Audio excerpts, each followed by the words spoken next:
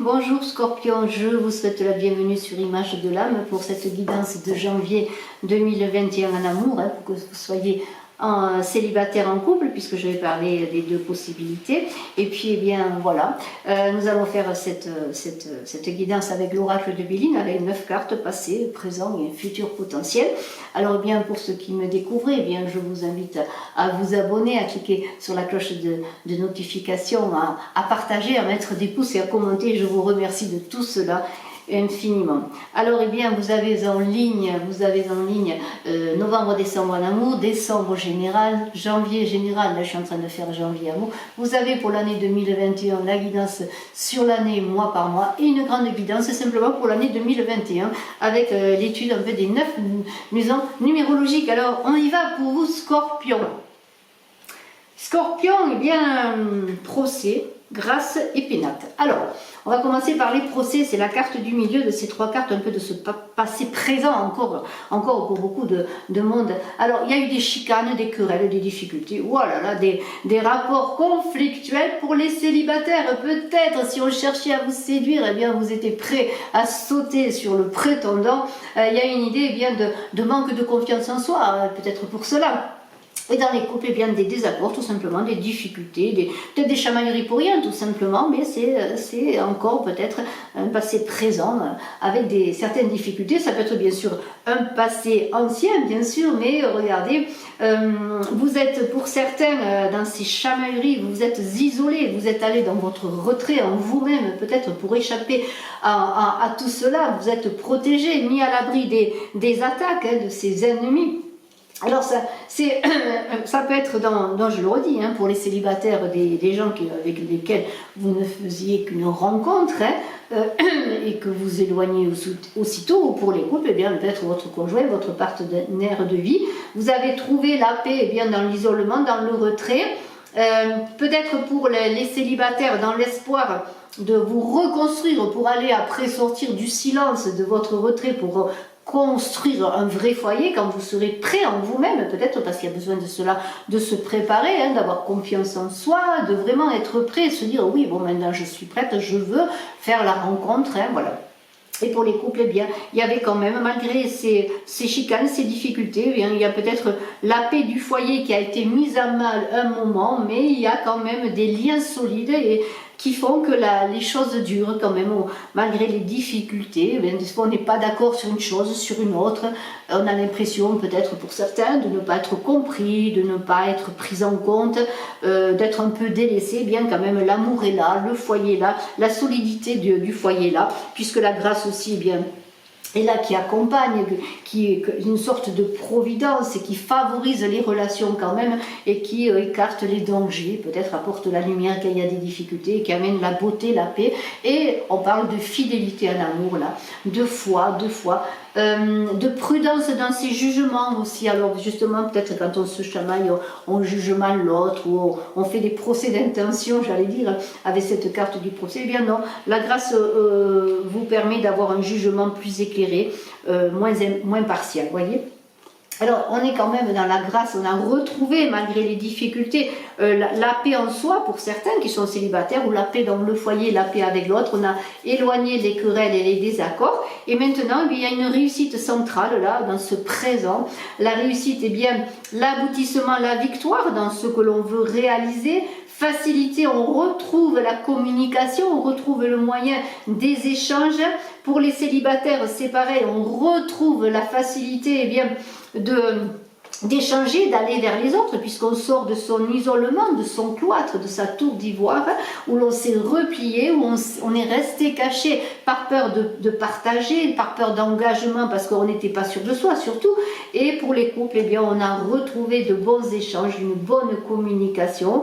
Mais bien sûr, on vous invite encore à avancer dans ce nouveau paradigme avec prudence, parce que le changement est là, il y a beaucoup de changements dans ce présent. Encore une fois, bonheur dans le foyer, des choses nouvelles dans le foyer, dans la maison, dans les couples. des modifications dans la façon d'avancer ensemble ou dans la façon également d'avancer soi-même en indépendant, mais dans le couple et avec le couple, et dans le couple, disons dans un esprit plus de liberté, de se prendre comment dire, de prendre soin de soi, hein, voilà, de ne pas s'oublier dans la relation, c'est ce que je voulais dire. Dans ce changement, eh bien, il y a pour les célibataires peut-être, ils vont sortir de leur tourbivoire, sortir de leur enfermement où ils ont travaillé sur eux.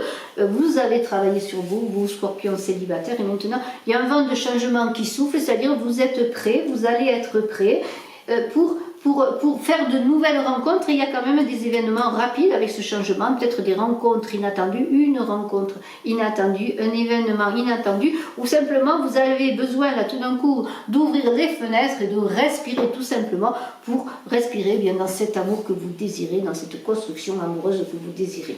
Alors le futur qui est là, il y a quand même encore de la stérilité, comme une sorte dans un futur, donc on est quand même dans un futur potentiel, mais pour ce mois de janvier, bien, il y a, en tout cas, vous vous préparez encore une fois dans vous êtes prêts au changement pour les célibataires ou pour les couples, mais en même temps, il y a quelque chose qui bloque là. C'est comme encore un sentiment d'impuissance, une certaine tristesse, et même si vous vous mettez en quête de rencontrer quelqu'un, ou si quelqu'un arrive à vous parce qu'il y a des événements inattendus, il y a encore le manque de confiance en soi, comme si vous étiez un peu désabusé sur une possible rencontre pour les célibataires ou sur des échanges sympathiques.